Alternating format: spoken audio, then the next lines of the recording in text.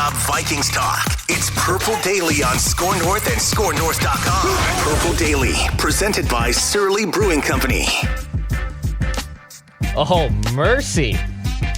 Vikings vent line. Coming in hot here. We're recording this on Friday at 3 p.m., just about, 15 minutes prior. The Deshaun Watson to the Cleveland Browns bomb just dropped from Adam Schefter and Ian Rappaport. So Deshaun Watson, the next quarterback to go, and he's going to go to Cleveland after they originally said he was out on going to Cleveland. No, he's going there and getting a fully guaranteed $230 million 5-year contract. Even Kirk Cousins has to blush at getting that kind of guaranteed money. We'll talk with our Vikings vent line fans, Alberto, Dinesh, and Danny here in just a second on Deshaun and other Vikings-related topics. But this, of course, is Vikings Vent Line, the off-season edition with yours truly. I'm Declan Goff, the executive producer here at Score North with Mackie and Judd and Purple Daily. During the Vikings season, we bring on Vikings fans to talk about the game. And during the off-season, well, it never sleeps. But even though the Vikings only play 17 regular season games a year, we still like to keep this program going 365 days a year, at least once a week. So Vikings Vent Line will roll on. And if this is the first time you're discovering us, thank you, and hit that subscribe button right here on this YouTube channel. And you'll be seeing on the bottom of your screen for the visual audience. If you want to get in on a future episode of Vikings Vent Line, please shoot me an email. It's vikingsventline@gmail.com. I have a list of about dozens of Vikings fans and whatnot who love to be on the show, and I siphon through them every week. So shoot me an email. I'll put you in my log, and we'll definitely get you back on Vikings Vent Line if you'd like to get on a future episode. It's vikingsventline@gmail.com. Of course, we're on Apple, Spotify, the Score North app, too, is a central hub for everything we do. Vikings Vent Line is always powered by Surly Brewing. Try the Surly Furious. It's Judd Zolgad's favorite. The new variety packs are out. Pick them up wherever you find. And, of course, TCL TV. You enjoyed more of what you love with TCL. TCL is the world's best television. All right, enough pleasantries. Let's bring on our three guys. We got Alberto, we have Dinesh, we have Danny. We're kind of all well represented here. Danny's down in Australia. It's actually the future. We're recording this on a Friday here in the States. It's Saturday morning down under for Danny in Canberra. Dinesh is on New Jersey. And Alberto, are you here in Minnesota? Where are you located? I'm in Lakeville. You're in Lakeville. All right, so two guys from Lakeville. Got one guy on the East Coast, one guy down under in the future in Canberra. Vikings Vent Line just proves that there's a fandom of Vikings fans all over the country and over the world. I love meeting new Vikings fans, so this is a cool little space, guys. So thank you very much for coming on the show today. I really appreciate it. No problem. Absolutely. All right, boys. Before we get into some Vikings Vent Line topics, I teased at the top of the show and was talking to you guys off mic. Deshaun Watson ends up going to the Cleveland Browns. Alberto, I'll just start with you. And I know I broke this news to some of you who just joined us too. What's your thoughts on Deshaun Watson end up going to Cleveland and not to Atlanta or New Orleans, wherever at first he originally wanted to go? Well, it's definitely an improvement, and I guess he's the adult quarterback they've been looking for.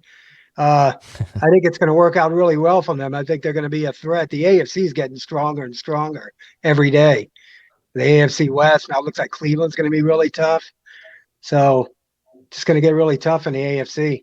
Amen. Glad the Vikings are in the putrid NFC North. I've actually never thought I'd have to say that out loud, but honestly, I'm so glad that they're not in the AFC with all those quarterbacks. Danny, what do you think about the Deshaun Watson move to Cleveland?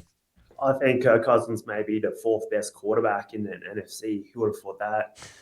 It leaves a doorway of opportunity for us. Even if the Packers, without any number one receivers, do win the North, we'll still have a lot of options here in the NFC.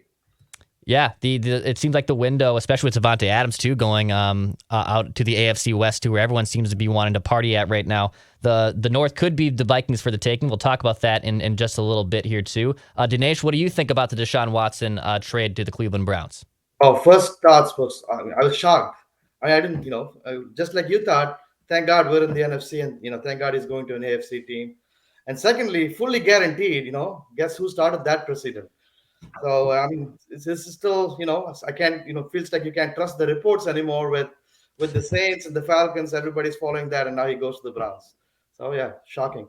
Yeah, I know the fully guaranteed contract is honestly pretty remarkable, considering Kirk Cousins kind of set that precedent about 4 or 5 years ago, and now $230 million guaranteed for Deshaun Watson in Cleveland. So he gets a new contract, a new start there with the Cleveland Browns. I believe 3 first-round picks. So the Texans will have 2 picks in this year's draft in the first round alone at 3 and 13. So another quarterback domino falling, but of course, Kirk Cousins staying put here.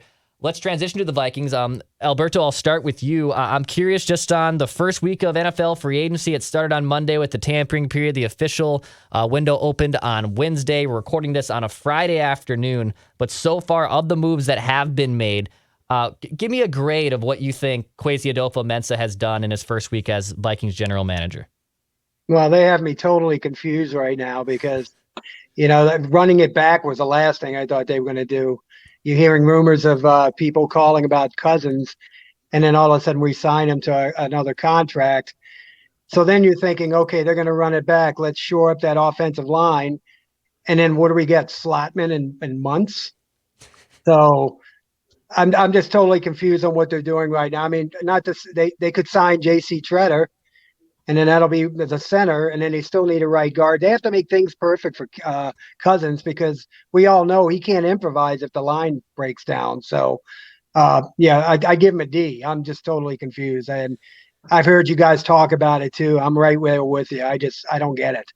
Yeah, it seems just a little perplexing, just because it seems like they're running it back and they're making restructures happen. They're kicking more salary and salary commitments down the road. They're not really bringing in fresh faces. I mean, Harrison Phillips might be a nice defensive tackle, right? But at the same time, is that going to fix your offensive line? And was that really your only big emphasis move you're going to make in the first week? It is a little puzzling. Danny, what do you think, man? What grade would you give the Vikings here in the first 5 days of NFL free agency? I'm going to surprise you guys and give it a B-, just because our hands were tied behind our back. Coming into the offseason, we had negative $15 million in salary cap. We brought in Jordan Hicks, which I thought was a great move. The Kirk Cousins extension, say what you want, there's realistically nothing we could have done if we were to have him on the team and not commit to a full rebuild. I would see us, we just restructured Adam Thielen, so I would like to see us push for a center such as JC. But at the moment, because what we were limited, we haven't signed any cornerbacks as well. So interior offensive linemen and cornerbacks is our most needed positions at the moment. So I like to see us chase some free agents, even though there might be third or fourth tier free agents. But just based on what we were given, what we dealt with from this Zimmer Spielman regime, I would give us a B-. You bring up a good point, Danny, that it just, their hands were tied. They had a lot of money committed to veteran players. You could only do so much. I guess the only thing that, and I like your point, you're bringing up Jordan Hicks. Yeah, he could be a nice little linebacker there too. It just seems like if you were going to make changes, you could have been able to do that. Instead, they're just going down the restructure route. Because if they can't figure out this signing bonus dilemma with Danielle Hunter, and now they're trying to trade him, and if it seems like if you're trying to compete to win, you would want to figure that out with Danielle immediately and just and roll with Danielle Hunter as your best piece on defense as well. But the B-, I mean, I can be talked into it too. Brandon Phillips, who's a nice defensive tackle, and if they can fill up that run defense, he'll be worth it alone. And I'm curious to see what happens there. Dinesh, what do you think, man? What's your off-season grade for the Vikings in the first week of the season? My grade is a solid C, and it's a C only because, like you guys said, the direction or the financial constraints was already set for them. Their hands were tied, and it's a C because of the direction that we chose to go in. This was our one chance for a rebuild of sorts. Get some assets for Kirk while we had the opportunity. Get a transition quarterback like a Fitzpatrick or a Gardner Minshew or somebody like that, Marcus Mariota. And then, kind of have a rebuild there, and so with those reasons, I didn't expect big splashes in the free agency. So I didn't expect a lot of big moves being made up to now. I'm perfectly happy with where we are right now. The C is only because of the direction that we could have gone in and we chose not to go. Mm-hmm. So we have a D, we have a B-, and we have a C. I can be talked in any of those grades. I mean, obviously it's not an A. I wouldn't call it a complete failure either. I wouldn't say it's an F grade by any means, but it definitely at best feels a little bit above expectations, right? I mean, that's what a B- is almost above average work, but it's mostly still flirting with above with a C and a C+. So I feel like we're still kind of trying to figure out what the direction happens, and Danielle Hunter's future lingers a lot with that. And also just with these quarterback dominoes falling, kind of an impromptu thought here, but did the Vikings make a mistake extending Cousins this early? Should they have waited? I think that's also worth considering. Now with more QBs are requesting out, and Deshaun Watson now goes to Cleveland. Indianapolis is still looking for a quarterback.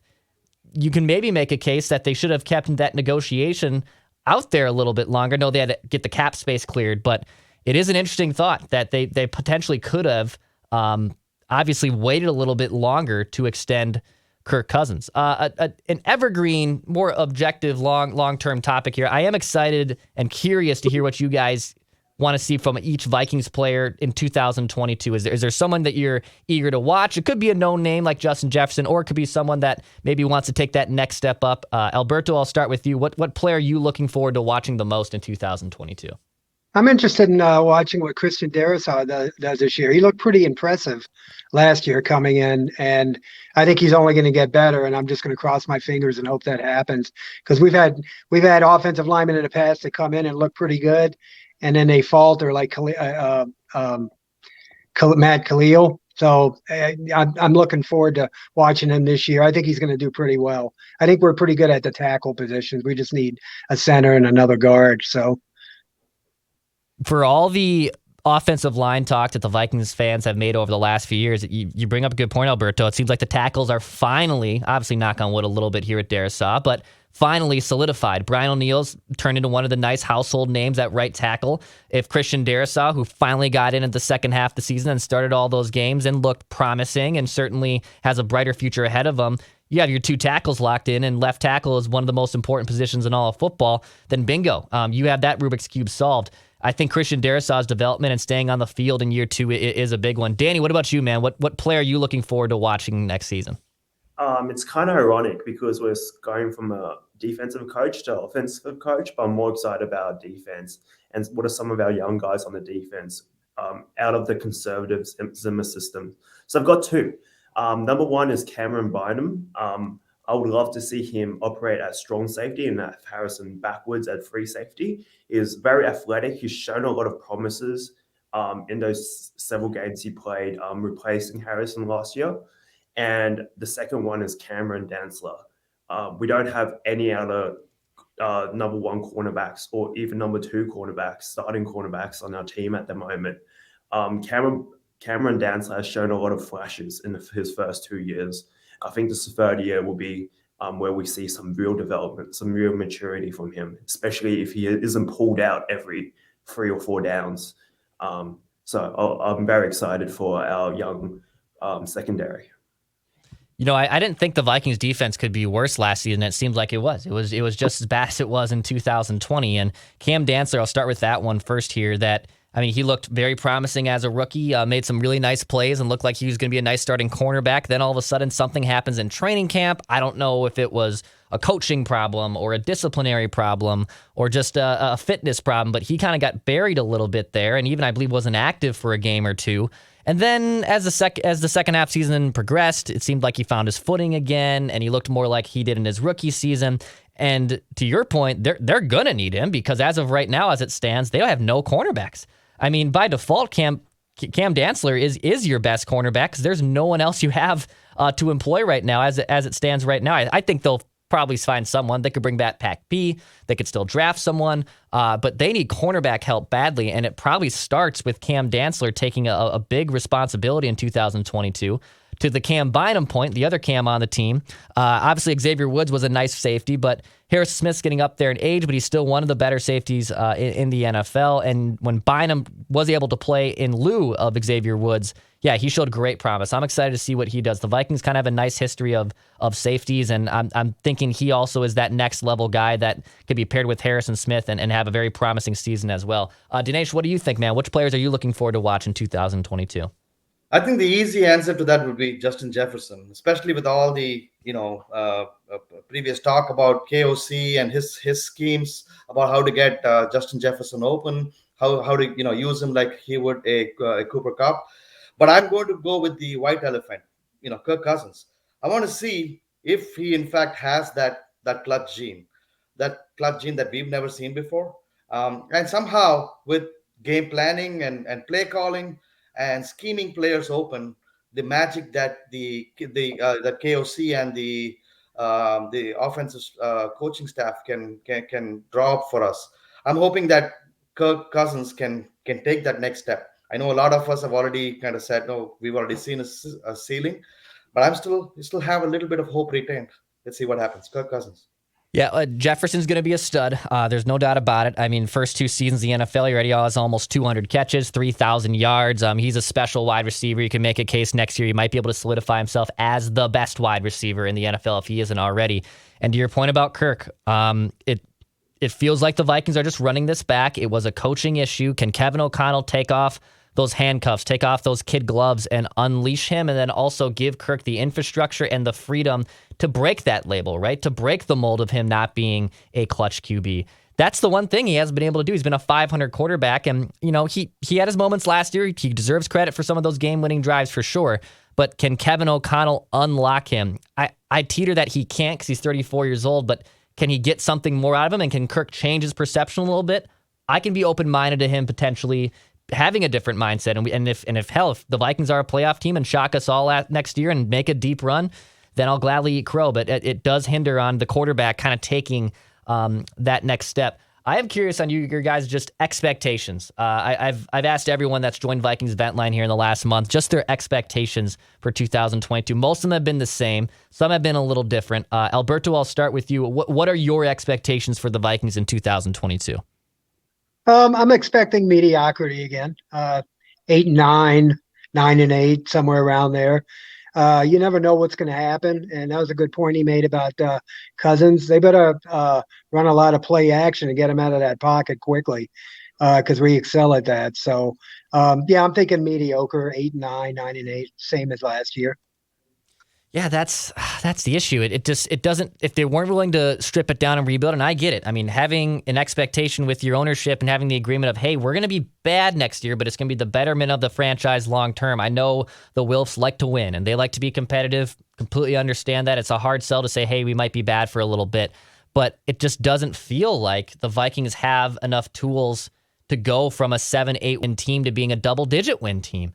I could be wrong, and they're banking on the fact that this coaching staff can unlock that. I think that's far-fetched, but if they're able to do that, then great, and we'll all be wrong here. But it does feel, to your point, Alberto, like a 7-8 win season, which has been basically the average of the Vikings for the last 15 years and during the entire duration of the Kirk Cousins era. Danny, what do you think, man? What are your expectations for the Vikes in 2022? By committing to Kirk Cousins, you can't expect much. You can only to be expecting an average team. That being said, our schedule this year doesn't look as bad as it was last year. I do have confidence in our young coaching staff and a offensive mindset. So I can see anywhere from 7 to 10 games. On the low end of 7, it's all on coaching. So it's basically see how our coaching staff adapts to the situation. But I can see us sneaking in as a wildcard team, even a 6th seed with 10 wins, especially with how weak the NFC is at the moment in quarterbacks. Yeah, it'll be interesting. The schedule comes out next month, and the Vikings will get the AFC East this year and the NFC East. So they'll see those opponents with a couple other rotators in there as well. But I think the expectation of if you can have a fun offense, like at the very least, if the Vikings might not be great, but can this offense finally reach its potential? I mean, for God's sakes, they have weapons all over the place. And the last 2 years, they've been 11th and 12th, which is, yes, technically above average, but I feel like that's still half empty. It's or half full, I should say. This offense is too good to just be 11th or 12th. They should be, in my opinion, a top 5 offense. And if O'Connell indeed is the offensive dude, then hopefully that can happen. Dinesh, what do you think, man? What are your expectations for the Purple in 2022? I'm going to agree with your last point just there. I'm going to play the optimist here. So I feel like, we have a chance to win 10 games or 11 games just because of the fact that we had a lot of one possession games go against us the last year. And, mainly due to poor coaching and poor clock management, things that could easily be rectified, especially with the energy of a first-year staff that's coming in. So I feel I'm a little more optimistic. I think, the Kool-Aid of the 3 C's, communication and collaboration and consensus and whatnot, I think the players will, buy into that a little bit more, I think we'll have the energy. So I'm going to play the optimist here and say 11-6. Although this is the one year that I would have accepted a 3-14 season with another direction. But now that we're here, 11-6. Yeah, if they're going to run it back, the expectations you want to be competitive, then you have to win football games. I would love for the Vikings to potentially be 11-6, and to your point, they got some bad breaks last year. At the end of the day, that's football. You should be able to win those games, but they were very close from potentially being 11-12 win team last year. But they didn't get the breaks. They miss a field goal. They get penalties called against them. I think that's life in the NFL. But if it's 11-6, and that's probably good enough to win the division, if not be a wild card, I can sign up for it. I just have to be proved correctly into that. I have to be talked into that a little bit and have to see it over the course of the season if they can indeed be a double-digit win team. Guys, I always give everyone a space, too, to kind of give one last thought or any type of last thing you'd like to get off your chest here on Vikings Vent Line. Alberto, I'll start with you. Is there anything else you want to see or say about the Vikings here in next season? Yeah, I won't be surprised if Cousins starts off really well. Where I get nervous is the first time he throws a bad interception and he has that deer in the headlight look. How's he going to react to that? So I'm hoping this new coaching staff is going to be able to help him with that, because he doesn't have the intangibles to get us where I think we need to go. So I'm going to cross my fingers and hope for the best, but I won't be surprised if like I said, we're mediocre. So that's where I'm at with the Vikings. Kirk totally has that unfortunate ability of when he throws an interception. You're right. It shipwrecks him for whatever reason. People love to compare Stafford and Cousins, which I think is just asinine, because Stafford's not afraid to throw a pick. For the betterment or the worst of his team, he will throw a tight window throw, and he'll go back out there next series and try that again. When Kirk does it, it just, for whatever reason, it gets into his head too much. And you think as a quarterback gets older, he's able to snap out of that. He hasn't been able to prove that. I'm with you there. I know it drives Judd Zulgad absolutely bananas as well. Danny, what do you think, man? What are your expectations, or is there anything else I should say that you'd like to get off your chest here and want to see from the Vikings next season? Like we've said, we're committed to running it back. So I'd like to see us re-sign or extend or not trade Danielle Hunter. So get his contract figured out, whether we want to restructure. It's probably not possible to restructure. Maybe extend him or keep him at that cap. I like to see us sign JC, the center. And I just like to see us, since we already have committed to running it back, to actually do it properly. So that's my thoughts, and hopefully we might scave in and have a 10-win season next year. Yeah, I would love for all that stuff to happen. If they're competitive and they're great, awesome. But it just, these last few years have been such a downer, and it just unless they're able to really change their entire philosophy, and that just makes them a double-digit win team. Great, I'd love to see that. And keep Danielle Hunter here too long-term, I think that'd be great. Obviously, we're recording this on a Friday afternoon, so if you're consuming this and something has happened, that's not our fault. But I would love Danielle Hunter to obviously stay here. Dinesh, what do you think, man? What's one last thing you'd like to get off your chest here about the Vikings for next season? I have a little rant I want to go through, Declan. So okay. It's a series of disturbing events that we don't have a lot of information on. And this is against the ownership. And, people have had a lot of complaints. Fans have had a lot of complaints about this regime and the lack of moves in free agency, things, extended Cousins, things like that. But the concern I have, I'll start with the disclaimer that the Vikings ownership, the Vikings have always been a place where, coaches were, it's a very attractive location for coaches and, GMs and players, because of the ownership, because of the non-intrusiveness of the ownership.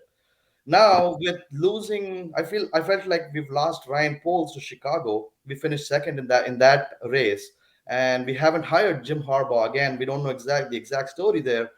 And then now with Kirk's extension, it feels like there's a lot of the ownership's hands that are on these decisions. And that series of events is a little concerning to me. And part of the concern is the information that, fans like myself, we don't have. There's not enough people talking about it, except for you guys. We listen to you guys and we hear about that. But it's hard for us to know if it's speculation or if those are facts or if it's coming from a credible reported source, things like that. But we just, I just don't want this pattern of events to continue. And hopefully, it feels like the ownership has misinterpreted the hands-on thing. that they want to be hands-on, but this is not how they should be hands-on, in my opinion. So that's the rant I have. I love it. Yeah, I think with the age of information and just everyone not being lied to by the media, but having just more information, more tools at their fingertips, fans are getting smarter, and they don't like BS anymore. And honestly, that's something that we love to bring to the table at Purple Daily, where we're not going to BS you. We're not going to pump you up with sunshine and rainbows. And to your point about the ownership, yeah, what do the owners truly want here? Do the Wilfs, who I thought in general like to kind of just give the reins to their general manager, their head coach, and the owners be the owners? That's fine, but it definitely feels like in this first week too of Kwesi and Kevin O'Connell making their stamp in free agency, it feels like they're on puppet strings from the ownership. Which has been a little bit of a disappointment, because if you're going to blow out all these guys, Zimmer and Spielman, and into their entire staff, then why are we making kind of the same decisions? So, hey, maybe there's a method to this science, and we're all going to have egg on our face here in a few months when the Viking season and the draft starts, and there's still plenty of things that can happen in the offseason. But it should be still an entertaining next few months here leading up to the NFL draft, and we're excited to bring it to you right here on Purple Daily. We just want to see the Vikings win a Super Bowl before we all die. All four of us here on the screen want to see that happen. For Danny, for Dinesh, for Alberto, boys, thank you so much for joining me on Vikings Vent Line. And if anyone wants to come on a future episode, it's scrolling at the bottom of the screen there, vikingsventline@gmail.com. We will be back later on this week, Mackie Judd and myself, for any emergency episodes. And of course, so hit the subscribe button right here on this YouTube channel for daily Minnesota Vikings entertainment. We'll be talking to you guys soon.